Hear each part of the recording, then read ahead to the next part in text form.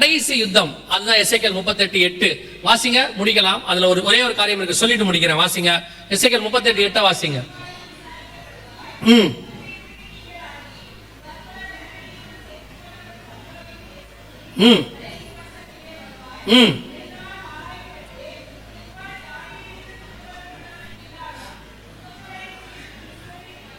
இஸ்ரவேலின் மலைகளுக்கு விரோதமாய் வருவாய். இங்க இருக்கு பாருங்க, இஸ்ரவேலின் மலைகளுக்கு விரோதமாய்.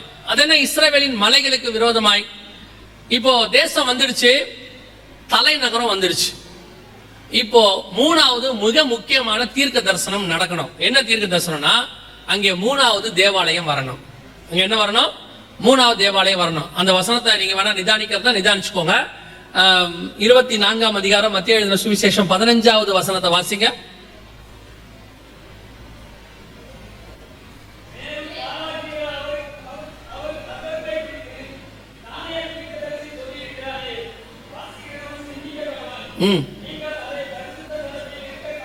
பரிசுத்த ஸ்தலத்தில் நிற்க. அப்ப பரிசுத்த ஸ்தலம்னா தேவாலயம். அப்போ இயேசு சொல்றாரு, திருப்பி தேவாலயத்துல வந்து ஒரு அருவருப்பு நிக்கும். அப்ப அருவருப்பு நிக்கணும்னா அங்க என்ன வேணும்? ஒரு தேவாலயம் வேணும். இப்ப அங்க என்ன இல்ல.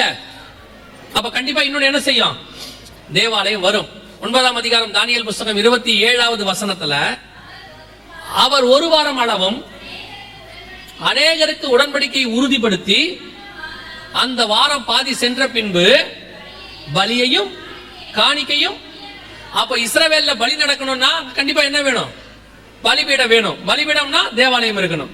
சோ ரெண்டு வசனத்துல கண்டிப்பா உறுதிப்படுது, எருசலேம்ல என்ன வேணும்? இப்ப தேவாலயம் கண்டிப்பாக வர வேண்டும், as per prophecy, தீர்க்க தரிசனத்தின் படி. ஆனா தேவாலயம் இருக்குதான்னு கேட்டீங்கன்னா தேவாலயம் இல்ல. தேவாலயம் இருக்க வேண்டிய இடத்துல இந்த வழிபாட்டு தலம் இருக்கு. இது எங்க இருக்குது? அந்த மலை, மோரியா மலை. ஈசாக்க பலி கொடுக்க போனது, ஓர்னான் கிட்ட தாவீது வாங்கினது, சாலமோன் தேவாலயம் கட்டினது அந்த இடத்துல. ஏன் இப்ப அங்க தேவாலயம் இல்ல? அங்க முதல் தேவாலயம் யார் கட்டினாரு? சாலமோன் கட்டினாரு. ஏன் தேவாலயம் அங்க இல்ல? ஃபர்ஸ்ட் தேவாலயம் ஏன் இடிக்கப்பட்டது? வாசிங்க, எசேக்கியேல் புத்தகம் 8ஆம் அதிகாரம் 6வது வசனத்தை வாசிங்க. எசேக்கியேல் 8:6 வாசிங்க சீக்கிரமா. மனுபுத்திரனே, அவர்கள் செய்கிறதை காண்கிறாயா?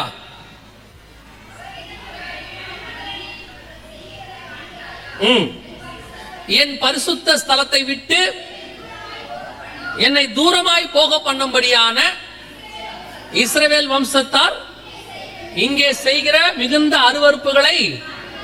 அப்ப தேவாலயத்துக்குள்ள என்ன இருந்துச்சு? அருவருப்பு இருந்துச்சு. என்ன அருவருப்பு இருந்துச்சுன்னு வீட்டுல போய் படிச்சுக்கோங்க. அதுக்கு இப்ப நமக்கு நேரம் இல்ல. எசேக்கியேல் 8ஆம் அதிகாரத்துல அந்த 6வது வசனத்துல இருந்து 3வது வசனத்துல இருந்தே இருக்கும். நீங்க போய் வீட்டுல படிச்சுக்கோங்க.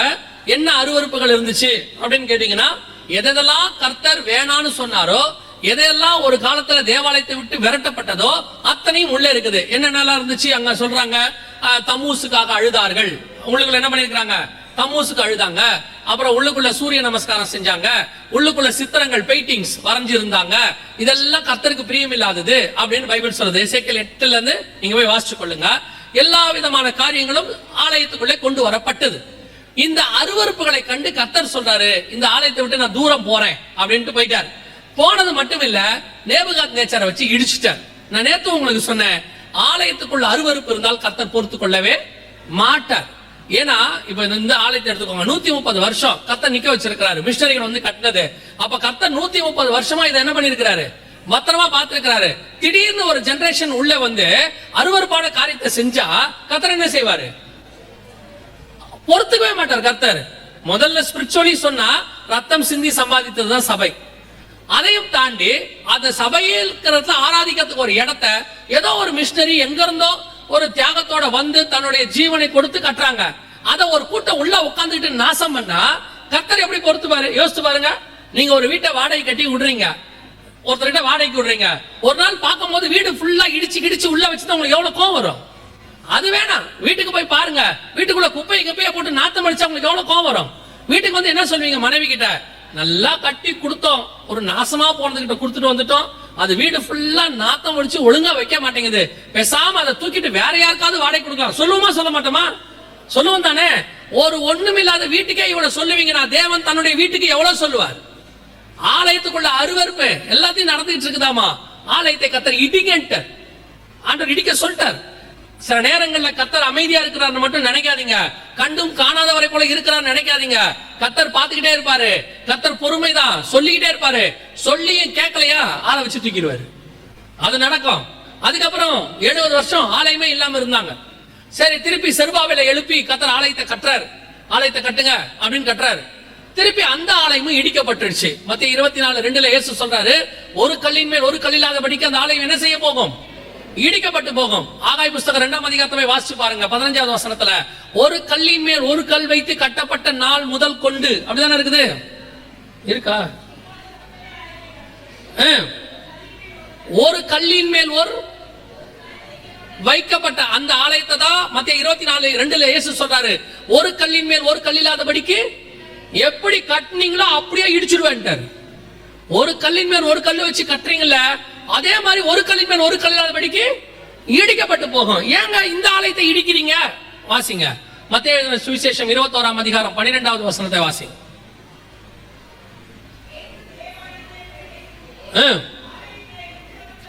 ஆலயத்தில் விற்கிறவர்களும் கொள்ளுகிறவர்களும் ஆகிய யாவரையும் வெளியே துரத்தி காசுக்காருடைய பலகைகளையும் புறாவிற்கிறவருடைய ஆசனங்களையும், ஆலயத்துக்குள்ள என்ன நடந்திருக்குது?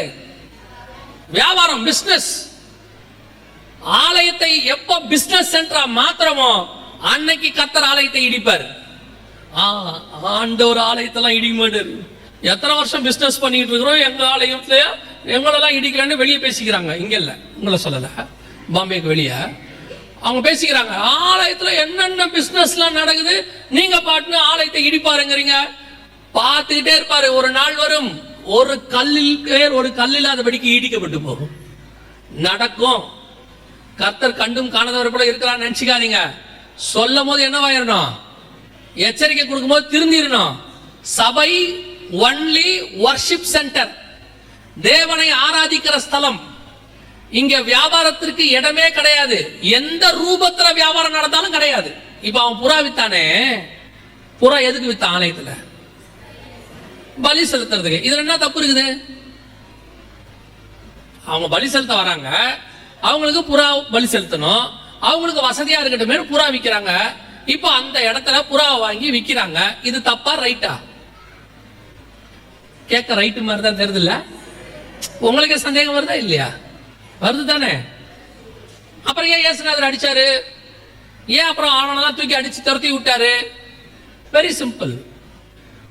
புறா பலி கொடுக்க வரவன் புறாவை வாங்கிட்டு தான் வரணும். அந்த வேலையை சர்ச்சு செய்யக்கூடாது, அந்த வேலையை ஆலயம் செய்யக்கூடாது. ஆலயத்துக்கு அந்த வேலை கிடையாது, பிசினஸ் வேலையே கிடையாது. அப்புறம் பலி செலுத்த வரவன் பலி செலுத்துக்கு புறா கூட இல்லாம என்னத்துக்கு வந்த நீ? சரி, அப்படியே புறா விற்கிறாங்கன்னு வச்சுப்போம். இப்ப இவர் வந்து கேட்பாரு, ஒரு 10 கடை போட்டிருப்பாங்க புறா கடை. இவர் வந்து கேட்பாரு, பிரதர் ஸ்டீஃபன் பிரதர், புறா ரெடியா? ஆர்டர் போன்ல சொன்னனே, ரெடி பிரதர். உங்களுக்கு நான் எடுத்து வச்சுட்டேன் புறா, 2 தான் இருந்துச்சு, உங்களுக்கு தான் கடைசியா எடுத்து வச்சிருக்கிறேன். புறா வாங்கி பார்ப்பாரு. எவ்வளவு? 50 ரூபாய் ஒரு புறா, 2 புறா 100 ரூபாய். என்ன இப்படி சொல்றீங்க? நம்ம லாசர் பிரதர் கதை 40 ரூபா தானே. அவர் திருடிட்டு வந்து விற்கிறாருங்க. இது ஒரிஜினல் புறா. தூக்கி பாருங்க, மாட புறா, வெயிட் பாருங்க. பிரதர் பார்த்து கொடுங்க பிரதர். பிரதர் உங்களுக்காக தான் 50, இதுவே வேற ஆளா இருந்தா 60. இவ்வளவு எங்க நடக்குது? எப்படி கர்த்தர் ஒத்துப்பாரு? எப்படி ஒத்துப்பாரு? இது தானே இன்னைக்கு சபையில வேற விதமா நடக்குது. புறா விக்கிறது தப்புனா புறா பிரியாணியும் தப்பு தானே?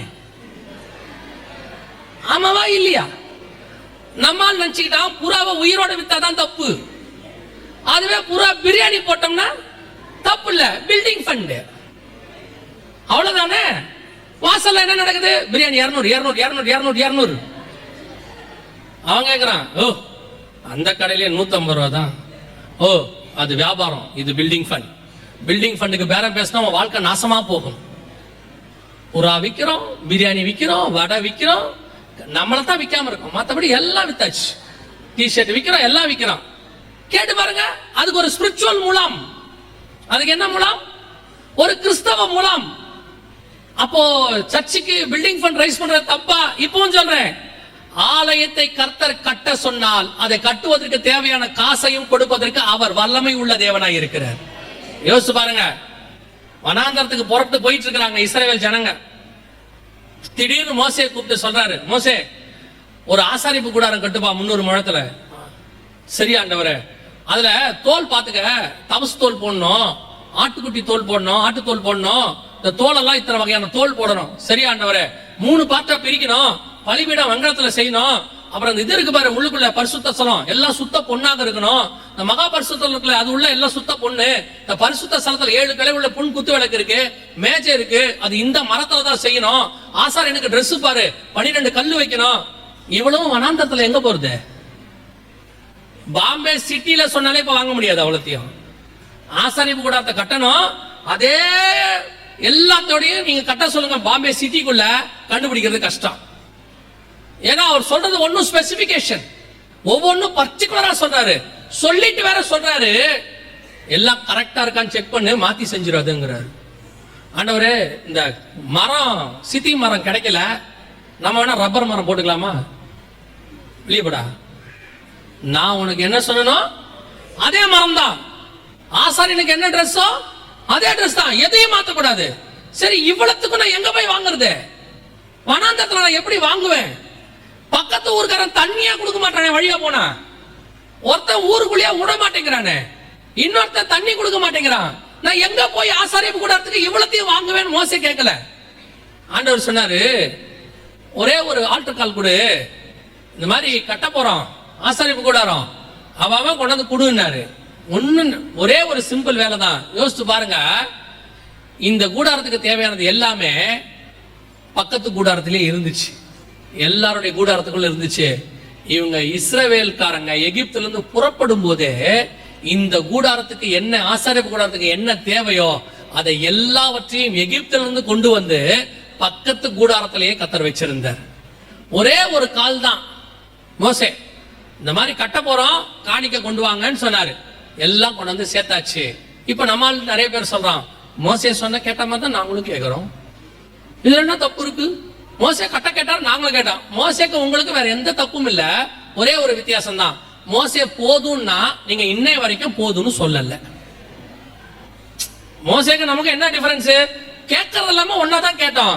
ஒரு இடத்துல மோசே சொன்னா போதும், இதுக்கு மேல என்ன செய்யாதீங்க, கொண்டு வராதீங்கன்னு. நம்மால 30 வருஷம் ஆனாலும் போதும்னு சொல்ல போறதே இல்ல.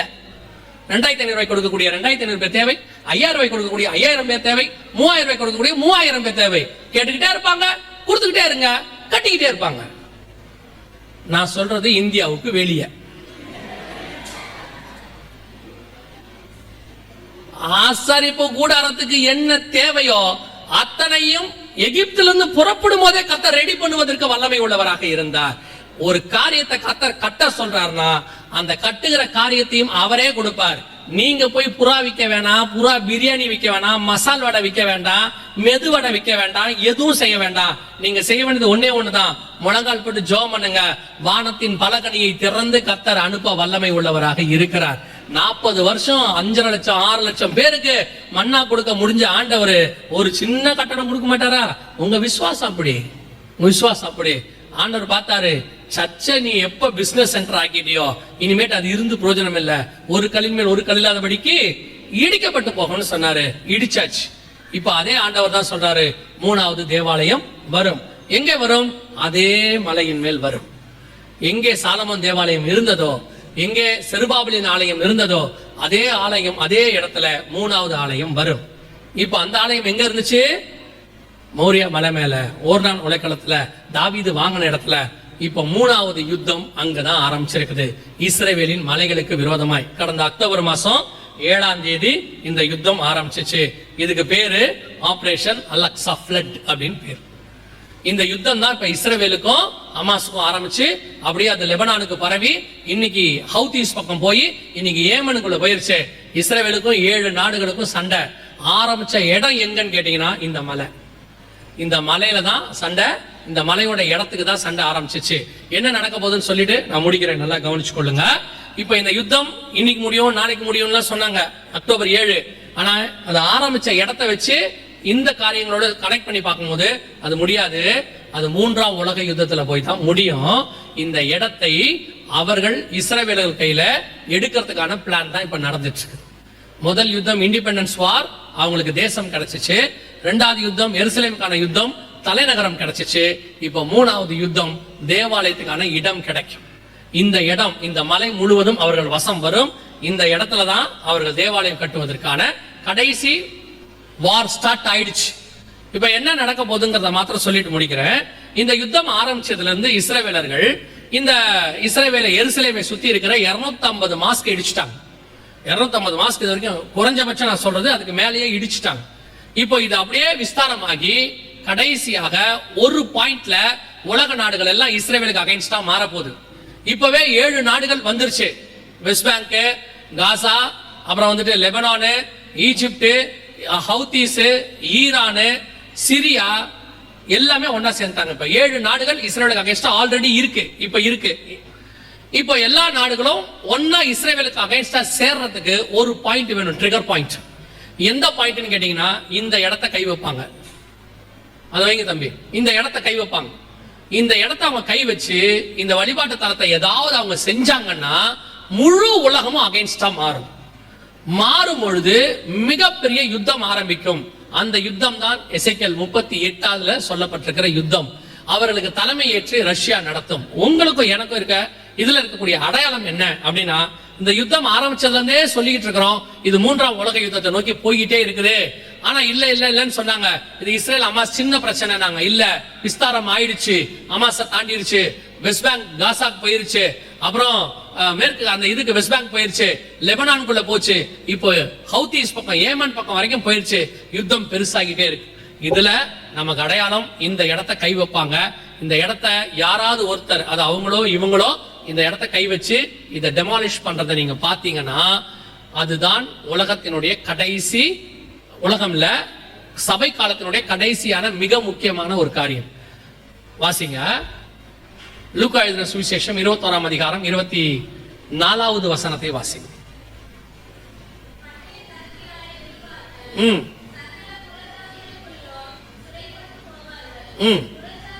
புறஜாதியாரின் காலம் நிறைவேறும் வரைக்கும் எருசலேம், யூதர்களை பொறுத்த வரைக்கும் இது புனித பூமி, அவங்களுக்கு அது புனித மலை. அந்த மலைக்குள்ள அவங்க இன்னை வரைக்கும் புறஜாதியார் உள்ளே வராங்கன்னு அவங்க சொல்றதுக்கு ஒரே ரீசன் இந்த மாஸ்க் இருக்கிறது. அப்ப அவங்க என்ன செய்வாங்க, இது இல்லாம இருந்தா அவங்க யாரும் வராம நாங்க தடுத்துருவோம், புறஜாதியார் காலம் முடிஞ்சிருச்சுன்றதுக்கு ஒரு அடையாளம் என்னன்னா, இந்த வழிபாட்டு தலம் இல்லாமல் பண்ணுவது. அதான் ஒரு மிக முக்கியமான வேர்ல்டு அடையாளம். அதே நேரத்துல இதை கை வச்சாங்கன்னா 3ஆம் உலக யுத்தம் உலகமே அல்லோகலப்பட போகுது. கர்த்தர் சொன்ன எசேக்கியேல் 38-39 அதிகாரம் 2 அதிகாரத்துல சொன்ன யுத்தம் ஆரம்பிக்கும். இப்போ அந்த யுத்தத்துக்கான ஸ்டார்டிங் பிரிமினரி ஒர்க் ஸ்டார்ட் ஆயிடுச்சு. அது விஸ்தாரம் ஆயிடுச்சு. ஒரு வருஷம் ஆக போகுது. அக்டோபர் வந்தா ஒரு வருஷம். சோ இது பெருசாகிட்டே போகுது. நீங்கள் இந்த காரியத்தை காணும் போது, இப்ப நாங்க சொன்ன காரியத்தை நீங்கள் காணும் போது 24 லூக்கா 21-24 நிறைவேறி விட்டது என்று அர்த்தம்.